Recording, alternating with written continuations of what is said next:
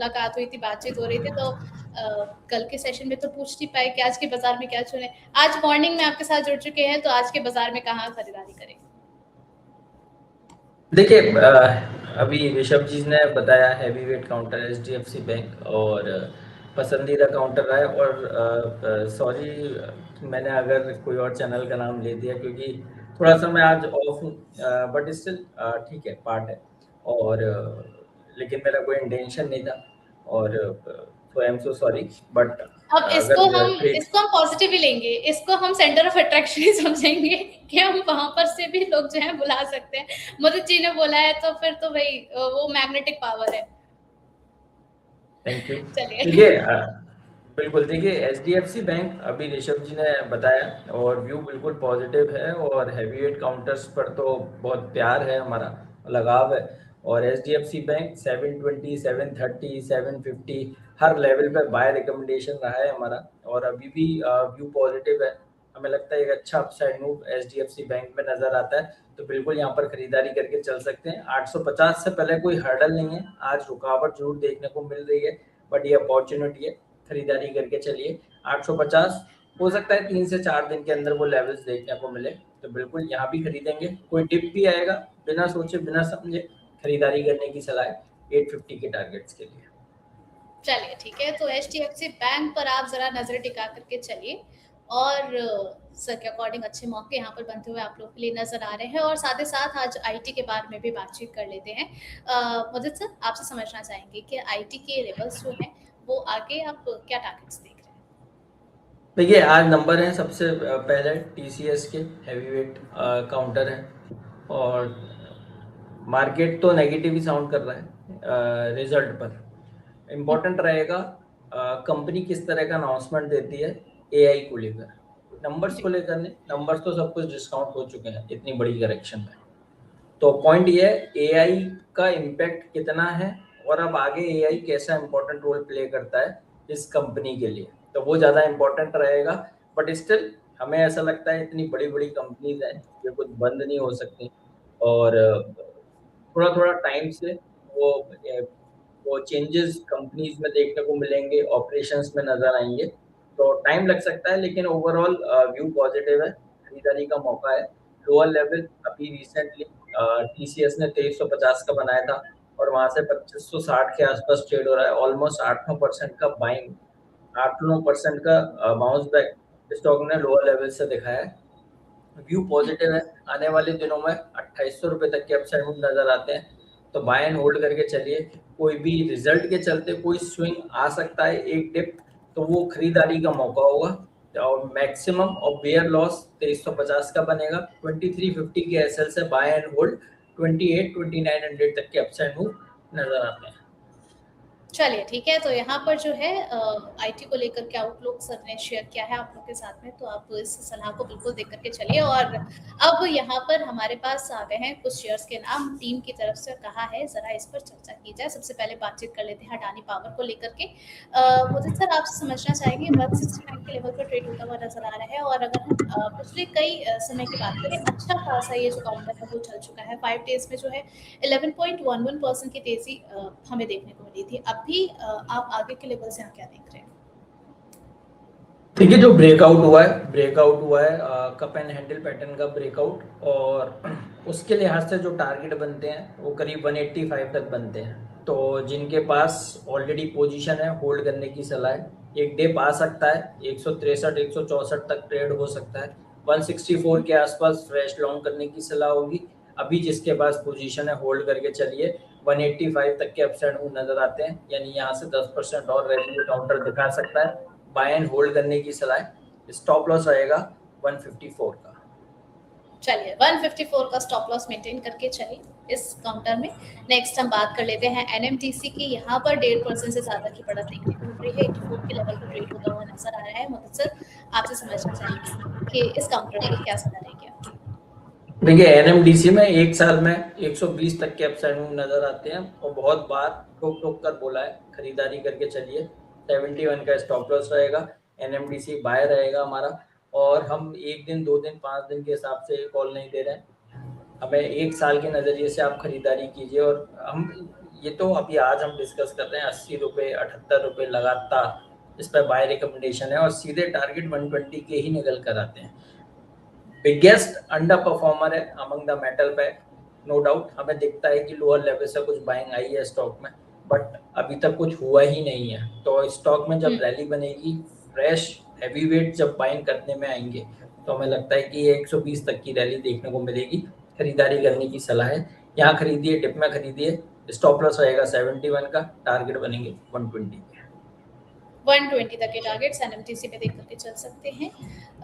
खरीदने की सलाह एक्सपर्ट की तरफ से आपको दी गई है। नेक्स्ट यहाँ पर बात कर लेते हैं वेदांता की। सर इस काउंटर की अगर हम बात करें 734 के लेवल पर आज ट्रेड होता हुआ नजर आ रहा है। 1.5% से ज्यादा की तेजी है। 5 डेज में अगर हम बात करें तो 11.38% की अपसाइड इस काउंटर ने दिखाई है। आपकी सलाह रहेगी इसमें पोजीशन बनाने के लिए? बिल्कुल सलाह रहेगी, और कल भी इस पे बात करी थी। 760 770 के टारगेट्स हो जाए, वो टारगेट बिल्कुल इंटैक्ट है। खरीदारी करने की सलाह है वेदांता। किसी भी तरह से कोई भी मेटल स्टॉक में कोई प्रेशर नहीं है, लगातार ये काउंटर्स तेजी दिखा रहे हैं। चाहे हम वेदांता की बात करें, हिंदुस्तान कॉपर की बात करें, Tata steel, steel authority, national aluminium, ये सारे वो दिग्गज हैं जहाँ पर तेजी कंटिन्यूस बनी हुई है। तो व्यू पॉजिटिव है, वेदांता को लॉन्ग करने की सलाह है। 770 780 के टारगेट के लिए स्टॉप लॉस आएगा 695। चलिए, तो कल सर आपसे बात हो रही थी तो आपने कहा था कि मार्केट अच्छा चल रहा है, तो उस लिस्ट में आपके जो इन्फॉर्मेशन आपने दी थी उसमें कई सारे नाम थे। जहां तक मुझे याद आ रहा है आपने ओला इलेक्ट्रिक का भी जो है वो जिक्र किया था। यहाँ पर भी हम समझना चाहेंगे कि ओला इलेक्ट्रिक जो है अभी आपको लग रहा है कि अपसाइड मोमेंट इसमें और देखने को मिलेगा। 9.61% अपसाइड आज इसमें देखने को मिल रही है। 33 के लेवल्स पर ट्रेड हो रहा है। क्या सजेशन रहेगा आपका सर?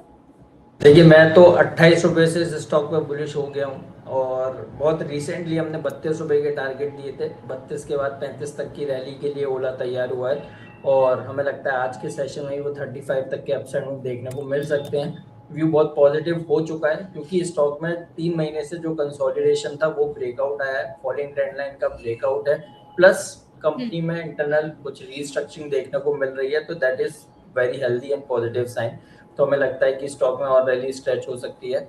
35 तक के अपसाइड में ओला दिखा सकता है। जिसके पास पोजीशन है होल्ड कीजिए, 35 पर भी काटना नहीं है, क्योंकि जो हम लेवल देते हैं कि यहाँ तक आ सकता है, वहां पर चार्ट्स को रिव्यू करने की जरूरत होती है। ऐसा नहीं है कि वो रेजिस्टेंस है और आपने बुक कर लिया, नो, वहां पर रिव्यू करेंगे। 35 भी सस्टेन करता है और देखते हैं किस तरह की बाइंग आती है, तो टारगेट हम और रिवाइज कर सकते हैं। हायर साइड में 40 रुपए तक की भी अपसाइड मूव दे सकते हैं, लेकिन अभी के हिसाब से 35 ही हर्डल बनेगा। 35 के टारगेट के लिए जो पोजीशन है होल्ड करने की सलाह है। चलिए, तो 35 तक के टारगेट्स देख करके चलिए और वहां पर आ जाता है, देन दोबारा से हम इसको रिव्यू जरूर करेंगे। नेक्स्ट हम बात कर लेते हैं आईटीसी के बारे में। 303 के लेवल पर ट्रेड होता हुआ नजर आ रहा है।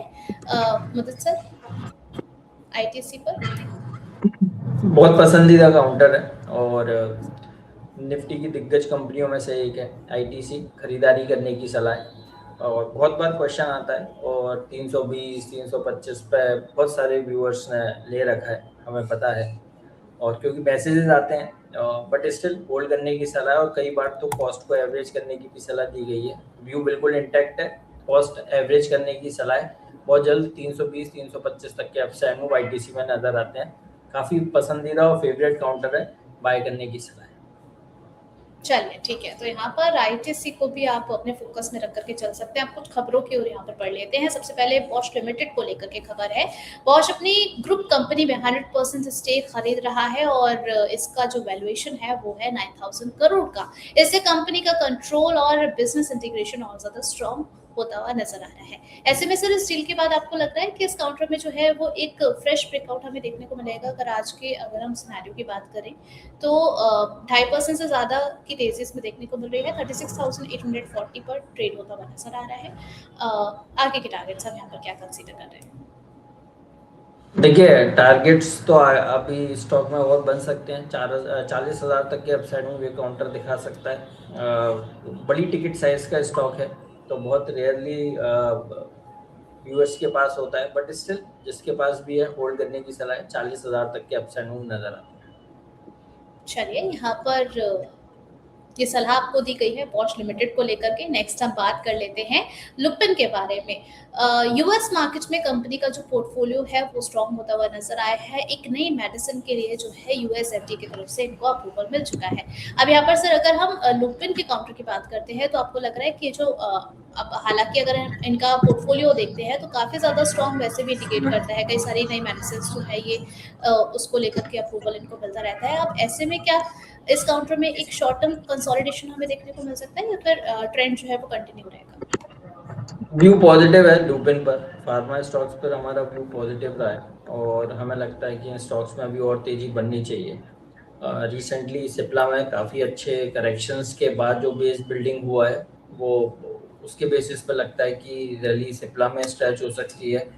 लुपिन, ग्लेनमार्क फार्मा, सन फार्मा भी एक कार्नेज आया था और उसके बाद अच्छा रिवर्सल लोअर लेवल से देखने को मिला है सन फार्मा में भी। तो हमें लगता है कि यहाँ से रिवर्सल है और लुपिन जैसे स्टॉक लगातार तेजी में रहे हैं। मार्केट की वोलेटिलिटी करेक्शन का कोई भी इम्पैक्ट लुपिन जैसे काउंटर पर नहीं आया है, ग्लेनमार्क पर नहीं देखने को मिला है। व्यू पॉजिटिव है। मार्केट की रैली में लुपिन, ग्लेनमार्क, सन फार्मा ये पार्टिसिपेट करेंगे। खरीदारी करने की सलाह है। लुपिन में आने वाले दिनों में 2400 रुपये तक के अपसाइड मूव नजर आते हैं। बाय एंड होल्ड करके चलिए। स्टॉप लॉस रहेगा 2200 का। चलिए, तो लुपिन को लेकर के पॉजिटिव इंडिकेशन एक्सपर्ट की तरफ से आपको मिल रही है, तो आप इसको बिल्कुल कंसीडर